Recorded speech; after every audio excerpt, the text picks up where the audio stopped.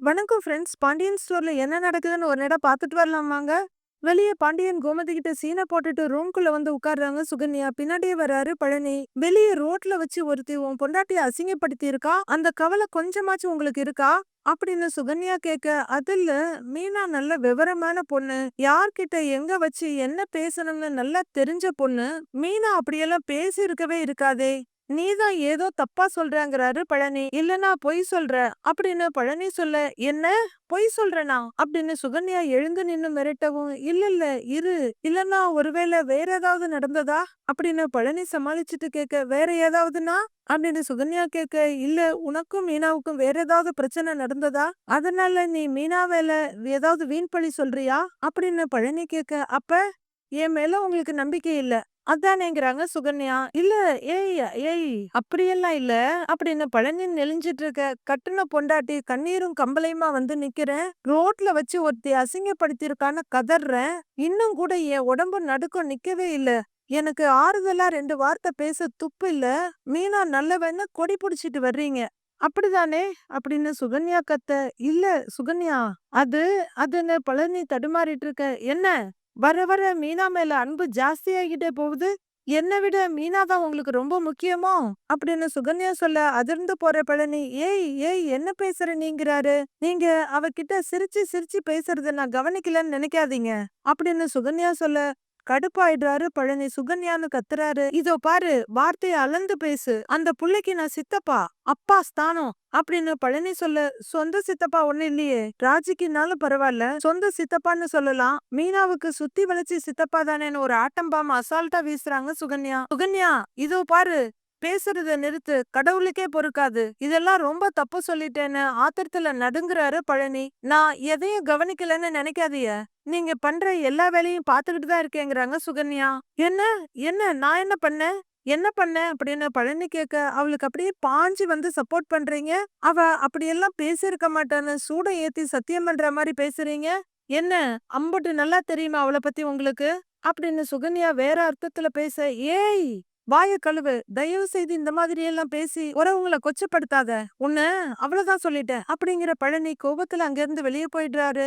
பாண்டியன் வண்டியில வர அங்க ஒரு இடத்துல முத்துவேல் இன்னொருத்தர்கிட்ட பேசிட்டு இருக்காரு. அத பாக்குற பாண்டியன் அப்படியே நின்னுட. பேசி முடிச்சு ஒரு கிளம்புனதும் முத்துவேல் வண்டியில ஏறுறாரு. பாண்டியன் பக்கத்துல வந்து வண்டியை நிறுத்த அவரும் வண்டியில இருந்து கீழே இறங்குறாரு. வர்ற பாண்டியன், ஏங்க இந்த குமரவேல் என்னங்க நினைச்சிட்டு இருக்கா மனசுல, எதுக்கு இப்படி எல்லாம் பண்ணிட்டு இருக்கா. இதோ பாருங்க, கோவமோ பிரச்சனையோ எதுவா இருந்தாலும் என் மேல காட்டுங்க. அப்ப என்கிட்ட தானே நீங்க மோதணும்.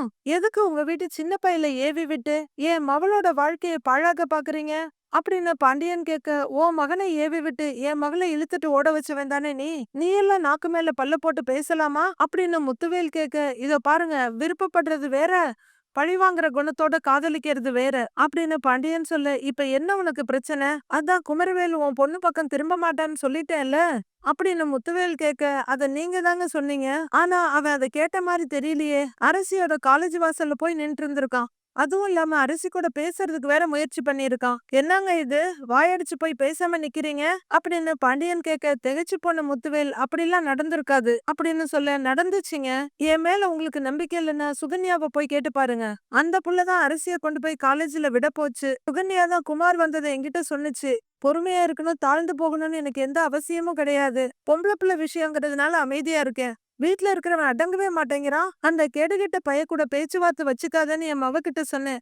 ஒரு நிமிஷம் கூட யோசிக்காம சரின்னு சொல்லிடுச்சு. எங்க மேல சத்தியம் பண்ணிடுச்சு. எங்க கிட்ட சொன்ன வார்த்தையை இந்த நிமிஷம் வரல என் மக அரசி காப்பாத்திக்கிட்டு இருக்கு. ஆனா உங்க வீட்டு பையன் என்னன்னா தறிகெட்டு போய் சுத்திட்டு இருக்கான். ஏங்க அவனை பத்தி எனக்கு என்னங்க பேச்சு. அவன் எக்கேட கேட்டு நாசமா கூட போய் தொலையட்டும். நான் சொன்னதை சொல்லிட்டேன், அவ்வளவுதான். என் மகளை நான் கண்டிச்சு வச்சிட்டேன். அந்த பிள்ளைய என் பேச்சு கேட்டு புரிஞ்சுக்கிடுச்சு.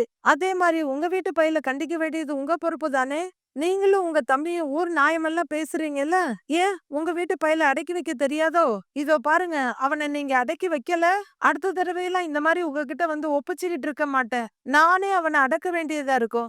இதுக்கு மேலேயே அவன் அரசிகிட்ட போய் ஓரண்டை இழுத்துக்கிட்டு இருந்தா கைய கால கூட உடைக்க தயங்க மாட்டேன். சொல்லி வைங்க உங்க தம்பி பையன்கிட்ட. இங்க பாருங்க, சமாதானமா போற வரைக்கும் தான் நான் சமாதானமா போவேன். இல்ல சண்டை தான் போடணும்னு நீங்க முடிவு பண்ணிட்டீங்கன்னா எல்லாத்துக்கும் நான் தயார் தான். எப்படி பார்த்தாலும் சேதாரம் உங்க பக்கம்தான் இருக்கும். பொம்பளை பிள்ளை விஷயமாச்சேன்னு அமைதியா போய்கிட்டு இருக்கிறேன். சொல்லி வச்சு புடுங்க அவங்கிட்டன்னு ஒரு துள்ளில் துள்ளிட்டு கிளம்புறாரு பாண்டியன். முத்துவேல் எதுவும் பேச முடியாம அப்படியே அதிர்ச்சியோட நிக்கிறாரு. வீட்ல சக்திவேலும் குமரவேலும் சோஃபால உட்கார்ந்துருக்காங்க. குமரவேல் கொஞ்சம் டென்ஷனா இருக்க, சக்திவேல் ஏகத்துக்கு டென்ஷனா இருக்காரு. ஏண்டா எதுவுமே உனக்கு கரெக்டா பண்ண தெரியாதா? இப்ப எதுக்குடா அந்த பொண்ணை பார்க்க காலேஜுக்கு போன அப்படின்னு சக்திவேல் கேட்க, அவகிட்ட பேசி பார்க்கலான்னு தான்ப்பா அப்படின்னு குமரவேல் கொஞ்சம் பயத்தோட சொல்ல, பேசுன இப்பதான் நீ பேசுனது ஊரே பார்த்துச்சு. என்ன பண்ண போற? ஏன்டா அவளை தூக்கிட்டு போய் தாலி கட்டுன தேவையில்லாம அங்கங்க நின்னு பேசிக்கிட்டு கிச்சன்னா எதுக்குடா தலையை சுத்தி மூக்க தொட்டுக்கிட்டு அப்படின்னு சக்திவேல் கத்திட்டு இருக்க, முத்துவேல் வீட்டுக்குள்ள வர்றாரு. ஏன்னு கத்திட்டு குமரவேல் சட்டைய கொத்தா பிடிக்க, அண்ணே என்னண்ணே இப்படி பண்றீங்க அப்படின்னு கேட்டுட்டு இருக்க. டேய் என்னடா நினைச்சிட்டு இருக்கிற? சொல்றத கேட்க கூடாதுன்னு ஒரு முடிவு எடுத்திருக்கியா? கொஞ்சம் கூடவா என் மேல மரியாதை இல்லாம போச்சு? அவன் பாட்டுக்கு சொல்லிட்டு போகட்டும், நாம நம்ம இஷ்டத்துக்கு பண்ணலாம்னு நினைச்சிட்டியா? என்ன கேக்குறேன்ல சொல்லுன்னு முத்துவேல் கத்திட்டு இருக்க. என்னாச்சுன்னு வீட்டு லேடிஸ் எல்லாம் வர்றாங்க. முத்துவேல் முறைச்சுக்கிட்டே நிக்க, நான் என்ன பண்ண பெரியப்பா அப்படின்னு குமரவேல் கேட்க, என்ன பண்ணனியான்னு கேட்டுக்கிட்டே ஒரு அறை விடுறாரு. அண்ணே என்னண்ணே பண்றீங்க? எதுக்குன்னு என் பையனை அடிக்கிறீங்க அப்படின்னு சக்திவேல் கேட்டுட்டு இருக்க. குடோனுக்கு போச்சொன்னேன், ஆனா அவன் எங்க போயிருக்கான் தெரியுமா? காலேஜ் வாசல்ல போய் நின்னு இருக்கான் அப்படின்னு முத்துவேல் சொல்ல, எல்லாருமே அதிர்ச்சியா பாக்குறாங்க. எந்த காலேஜ்ல போய் நின்னா மாமான்னு மாறி கேட்க, பாண்டிய மக படிக்கிற காலேஜ் வாசல்ல போய் நின்னு இருக்கான் அப்படின்னு முத்துவேல் சொல்ல, டேய் அடிச்சு பல்லுகளெல்லாம் உடைச்சிருவேன், நீ எதுக்குடா அந்த பொண்ணு படிக்கிற காலேஜுக்கு போன அப்படின்னு தெரியாத மாதிரி எகிரிட்டு வர. ஏண்டா நீ படிக்கும் போது உன் காலேஜுக்கே சரியா போக மாட்ட, இப்ப எதுக்குடா அந்த பிள்ளை படிக்கிற காலேஜுக்கு போனங்கிறாங்க மாறி. ஏண்டா ஏண்டா இப்படி எல்லாம் பண்ற? நீ திருந்தவே மாட்டியா அப்படின்னு பாட்டியும் கேட்க, அண்ணே அண்ணே அவன் போயிருக்க மாட்டானே, அந்த பாண்டியன் நம்ம பையன் மேல பழி சொல்றதுக்குன்னு சொல்லியிருப்பானே அப்படின்னு சக்திவேல் சொல்ல, டேய் அப்ப போகலையா நீ?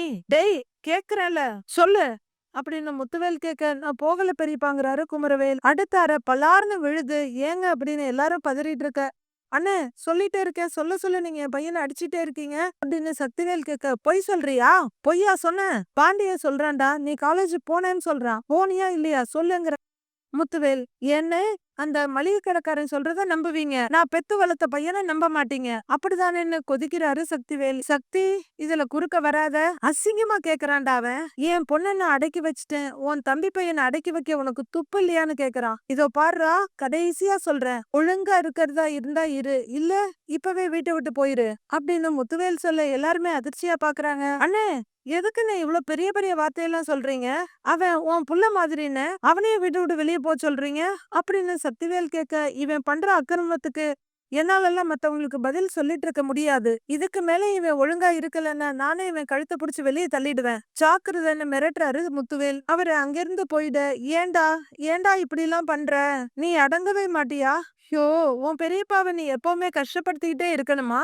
டேய் தயவு செஞ்சு யாராவது ஒருத்த அவனுக்கு நிம்மதிய கொடுங்கடா அப்படின்னு பாட்டி கெஞ்சுறாங்க.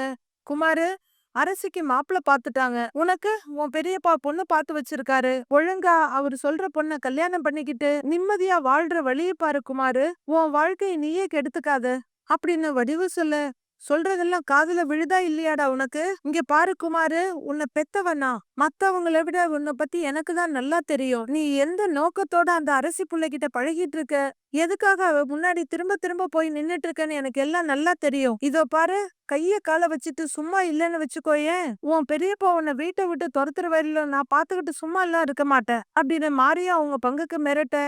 வடிவும் மாரியம் உள்ளர போயிடுறாங்க. பாட்டி தலையில அடிச்சுக்கிட்டு உள்ளர போக, ஐயோ நம்ம ராஜதந்திரங்கள்லாம் இப்படி வீணா போகுதே அப்படின்னு டென்ஷன்ல நிக்கிற சக்திவேல், ஏய் இவெல்லாம் என்ன தாயின்னு தெரியல, ச்சே தூ உன் மேல அவ்ளோ பாசம் வச்சிருக்க பெரியப்பா உன்னை வீட்டை விட்டு வெளியே அனுப்புறேன்னு சொல்றாரு. அதுவும் யாருக்காகடா? அந்த மளிகை கடைக்காரன் குடும்பத்துக்காக. இந்த வீடு என்னடா அவரோட வீடாடா? இந்த வீட்ல பாதி சரிசமமா எனக்கு பங்கு இருக்கு, உன்னை எப்படிடா வீட்டை விட்டு அனுப்ப முடியும்? எப்படி இருக்கு பாத்தியா கதை? அவர் பாட்டுக்கு சொல்லிட்டு அப்படியே போயிட்டாரு. டேய் இன்னமும் வெயிட் பண்ணாத, சின்னதா ஒரு வாய்ப்பு கிடைச்சாலும் அவ கழுத்துல தாலிய கட்டி தூக்கிட்டு வந்து நிறுத்து, மீதி என்ன ஆனாலும் நான் பாத்துக்கிறேன் அப்படின்னு சக்திவேல் உசுப்பி விடுறாரு. பெரியப்பா சேர்த்துக்குவாராப்பா அப்படின்னு குமரவேல் கேட்க, ஏய் சேர்த்துதான் ஆகணும், வேற என்ன பண்ண முடியும்? நீ பண்ண போற கல்யாணம் பாண்டிய குடும்பத்துக்கே மொத்த அடியா இருக்கணும், அவன் குடும்பம் மொத்தமும் தலை குனிஞ்சு நிக்கணும், அதுவும் உன் பெரியப்பா. அதான் உன் பெரியப்பா இருக்கான்ல, பெரியப்பா உன்னை வீட்டை விட்டு போச்சோன்னாரு, அவருக்கே பெரிய அடியா இருக்கணும், அவருக்கு அந்த அடி தேவைதான். டேய் பிச்சைக்கார மாதிரி அந்த பொண்ணோட காலேஜ் வாசல்ல போய் நிக்கிற. அந்த பொண்ணை தூக்கிட்டு போய் ரிஜிஸ்டர் ஆபீஸ்ல ரிஜிஸ்டர் மேரேஜ் பண்ணணும். நான் இருக்கேன்டா உனக்கு அப்படின்னு மார்த்தட்டி குமரவேல உசுப்பி விட்டுட்டு போறாரு சக்திவேல். நைட் ஆகுது. கோமதி கோமதின்னு பாண்டியன் கூப்பிட்டுட்டு வர, இதோ வந்துட்டேங்க அப்படிங்கிற கோமதி கையை தொடச்சிட்டு கிச்சன்ல இருந்து வந்து நிக்கிறாங்க. என்னங்க நீங்க மட்டும் வந்திருக்கீங்க, செந்திலும் பழனியும் வரலையா அப்படின்னு கோமதி கேட்க, செந்தில் பக்கத்துல ஒரு வேலையா போயிருக்கா, வந்துருவான். பழனி வர்றதுக்கு தான் கொஞ்சம் லேட் ஆகும் அப்படின்னு அவர் சொல்ல, சரிங்கன்னு கோமதி உள்ளர திரும்ப, கோமதி அரசி எப்படி இருக்குன்னு கேக்குறாரு பாண்டியன். இருக்கா. ஏங்க இனி அவளை காலேஜ் அனுப்பிதான் ஆகணுமா அப்படின்னு கோமதி கேட்க, போகட்டும், ஒரு டிகிரி முடிச்சா நல்லது தானே அப்படின்னு பாண்டியன் சொல்ல, இல்லங்க அவன் மறுபடியும் காலேஜ் வாசல்ல வந்து நிக்க மாட்டான்னு என்ன நிச்சயம் அப்படின்னு கோமதி கேட்க, இது விஷயமா உங்க அண்ணன் பெரியவர்கிட்ட பேசினேன், இனிமேல அவன் தொல்லை பண்ண மாட்டான்னு தான் நினைக்கிறேங்கிறாரு பாண்டியன். என்னது, முத்துவேல் அண்ணங்கிட்ட நீங்க பேசுனீங்களா அப்படின்னு கோமதி கேட்க, நான் ஒன்னும் உங்க நொண்ணங்கிட்ட ஆசைப்பட்டெல்லாம் பேசல, பொம்பளை பிள்ளை விஷயமாச்சே, வேற வழி இல்லைன்னு தான் போய் பேசினேன் அப்படின்னு பாண்டியன் சொல்லிட்டு ரொம்பவே அசதியா மயிலு வீட்டுக்குள்ள நுழையிறாங்க. அவங்கள பார்த்துட்டு, ஏன்பா மயிலு, என்னப்பா இவ்ளோ லேட்டா வர்ற அப்படின்னு பாண்டியன் கேட்க, அங்க ஹோட்டல்ல நிறைய வேலை இருக்கு மாமான்னு உளறிடுறாங்க மயிலு. என்னது ஹோட்டல்லையா அப்படின்னு பாண்டியன் கேட்க, அப்பதான் சுதாரிக்கிற மயிலு, என்ன ஹோட்டலா, ஹோட்டல்லா சொன்னேன் அப்படின்னு மயிலு கேட்க, ஏய் நீ அப்படிதாண்டி சொன்னேங்கிறாங்க கோமதி. அது ஆபீஸ்னு சொல்ல வந்தேன், வாய் தவறி ஹோட்டல்னு சொல்லிட்டேன் அப்படின்னு அசடு மாதிரி சிரிச்சிட்டு சொல்றாங்க மயிலு. ஏண்டி ஆபீஸ் எங்க இருக்கு, ஹோட்டல் எங்க இருக்கு, ஐயோ அது எப்படி ஆபீஸ் ஹோட்டல் ஆகும் அப்படின்னு கோமதி கேட்க, அது ஹோட்டல்காரங்க ஒருத்தங்க ஆபீஸ்க்கு வேலை விஷயமா வந்தாங்க, அவங்க கிட்ட பேசி பேசி ஹோட்டல்லே வந்துருச்சு.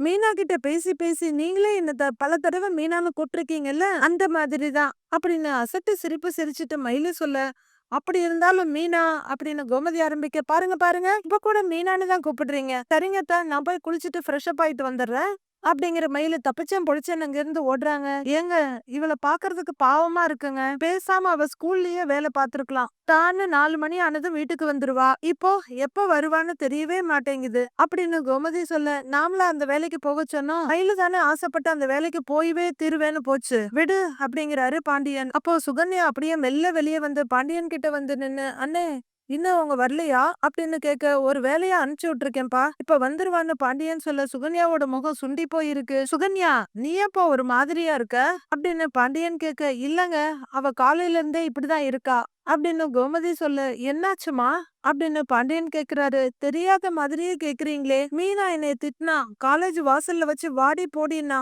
அவ வந்ததுமே அத்தாச்சி கேப்பாங்கன்னு நினைச்சேன், அவங்க கேட்கவே இல்ல, நீங்களாச்சும் கேப்பீன்னு நினைச்சேன், நீங்களும் கேட்கவே இல்ல, சண்டை போடணும்னு எனக்கு ஆசை எல்லாம் இல்ல, ஆனா புருஷனோட தாய்மாமா பொண்டாட்டிய பார்த்து அப்படி ஒரு வார்த்தைய விட்டுருக்க கூடாதுல்ல, இவ இப்படி மதிக்காம பேசுறத பார்த்து அரசி நாளைக்கு இப்படி பேசினானா நான் என்ன பண்ண முடியும் அப்படின்னு சுகன்யா நீலிக்கண்ணீரோட நிக்க, நீ சொல்றது சரிதான்ப்பா, கோமதி மீனா இங்க கூப்பிடுங்கிறாரு பாண்டியன். கூப்பிடுறேங்க, துணி துவைச்சிட்டு இருக்கா அப்படிங்கிற கோமதி, மீனா மீனா இங்க வாமா அப்படின்னு கூப்பிட இறக்கைய தொடச்சிட்டே வர்றாங்க மீனா. என்னப்பா மீனா எதுவும் வேலையா இருக்கியா அப்படின்னு பாண்டியன் கேட்க, பின்னாடி துணி துவைச்சிட்டு இருக்கேன் மாமாங்கிறாங்க. ஏன்பா மீனா என்ன பிரச்சனை அப்படின்னு பாண்டியன் கேட்க, என்ன பிரச்சனை மாமா அப்படின்னு மீனா திருப்பி கேட்க, ஏன்பா சுகன்யா என்னென்னமோ சொல்லுதேப்பா அப்படின்னு பாண்டியன் சொல்ல, என்ன சொன்னாங்கன்னு பாத்துக்கிட்டே சுகன்யாவை பாக்குறாங்க. இல்ல சுகன்யாவை நீ காலேஜ் வாசல்ல வச்சு கோவமா பேசுனியாமே அப்படின்னு கோமதி கேட்க, சுகன்யாவை முறைச்சுக்கிட்டே பேசினேன் தான் அத்தேங்கிறாங்க மீனா. பாருங்க நேரடியாவே ஒத்துக்கிட்டா, இந்த குடும்பத்தை கெடுக்கதான் நீ வந்தியா, நீதான் அரசியையும் குமாரையும் சேர்த்து வைக்க பாக்குறியா, நீ என்ன பெரிய இவளான்லாம் என்ன கேட்டா, எனக்கு ஒரே அசிங்கமா போச்சு, இந்த மாதிரி என்னை யாருமே பேசுனதில்ல, எங்க அம்மா கூட என்னை இப்படி பேசுனதில்ல அப்படின்னு சுகன்யா சொல்லிட்டு இருக்க, அதானே பிரச்சனை, யாராவது சொல்ல வேண்டிய நேரத்துல சொல்லி வளர்த்திருந்தா இப்படி எல்லாம் பண்ணிருக்க மாட்டீங்க அப்படின்னு மீனா சொல்ல, கோமதியும் பாண்டியனும் பாக்குறாங்க. பாருங்கண்ணே உங்க முன்னாடி அவ எப்படி பேசுறான்னு அப்படின்னு சுகன்யா லைட்டா அழுகையோடு சொல்ல, ஏய் நீ இப்படிலாம் பேச மாட்டேன்னு உனக்காக நான் வாதாடிக்கிட்டு இருக்கேன், நீ என்னடானா சுத்தி வளைக்கிற மாதிரி பேசிட்டு இருக்க அப்படின்னு கோமதி கேட்க, இல்ல அத்தை, நான் எதுக்கு பேசினேன்னு மீனா சொல்ல வர, இருப்பா சுகன்யாவை நம்ம வீட்டு புள்ள தானேப்பா, இந்த புள்ளைய போய் நீ சந்தேகப்படலாமா அப்படின்னு பாண்டியன் கேட்க, மாமா நான் சந்தேகம்லாம் படல மாமா அப்படின்னு மீனா ஆரம்பிக்க, இருப்பா பொறுப்பா, நான் பேசிட்டு இருக்கேன், நான் பேச பேச குறுக்க வந்து பேசிட்டு இருந்தேன்னா என்னப்பா அர்த்தங்கிறாரு பாண்டியன். இப்போ செந்திலும் உள்ளர வந்து நிக்கிறாரு. மீனா கிட்ட என்ன அப்படிங்கிற மாதிரி சொல்ல, அவங்க கண்ணுல ஏதோ ஜட கட்டுறாங்க. இங்க பாருப்பா மீனா, சுகன்யா உன்னை விட வயசுல மூத்த பிள்ளை, அதுவும் இல்லாம உனக்கு சித்தி முறை வருது, அந்த பிள்ளைக்கு மரியாதை கொடுக்கறத விட்டுவிட்டு வாடி போடின்னு பேசுறதெல்லாம் தப்பு இல்லையா, ஏன்பா மீனா நீ எல்லாருக்கும் மரியாதை கொடுத்து தன்மையா பேசுற ஒரு புள்ளையாச்சே. நீ எப்படிப்பா இப்படிலாம் பேசியிருக்க? இங்க பாருப்பா மீனா, யாரையுமே எடுத்தோம் கவுத்தோம்லாம் தப்பா பேசக்கூடாது புரியுதாப்பா? அப்படின்னு பாண்டியன் சொல்ல சுகன்யா வெறுப்பா பாத்துட்டு இருக்காங்க. சாரி மாமா அப்படின்னு மீனா சொல்ல என்ன நடக்குது இங்கன்னு கேக்குறாரு செந்தில். அது ஒண்ணும் இல்லடா, இவ அரசிய காலேஜ்ல விட போனால, அப்ப குமரவேல் அங்க வந்திருக்கான். அந்த நேரம் பார்த்து இவளும் அங்க போயிருக்கா. சுகன்யா தான் குமார வர சொல்லி இருக்கான்னு மீனா அவளை புடிச்சு திட்டாலாம் அப்படின்னு கோமதி சொல்ல ஒண்ணுமே தெரியாத மாதிரி பாத்துட்டு இருக்காரு செந்தில். அப்போ மீனா வெர்சஸ் சுகன்யாவா? என்ன நடக்குதுன்னு பொறுத்திருந்து பார்க்கலாம் ஃப்ரெண்ட்ஸ்.